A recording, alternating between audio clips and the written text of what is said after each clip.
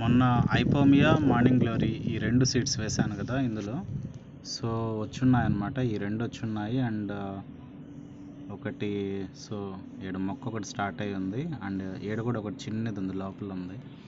So ఇవి కొంచెం ఇంత ఎత్తు వచ్చిన తర్వాత వేస్తే మంచిది. కాకపోతే నేను ఎంటైర్ ఇలా తీసేస్తాను కాబట్టి ఈ పాట్లో వేయడానికి డిసైడ్ అయి ఉన్నాను. ఇది ఒక బిస్లరీ క్యాన్. సో పైన కట్ చేసేస్తాను.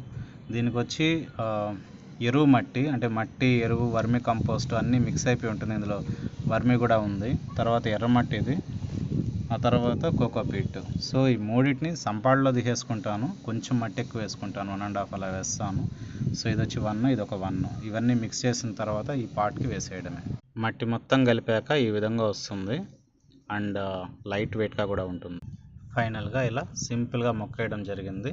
కాకపోతే నేను కొంచెం ఒక 2 ఇంచెస్ గ్యాప్ వదిలేసాను. తర్వాత కాలంలో ఈ కొంచెం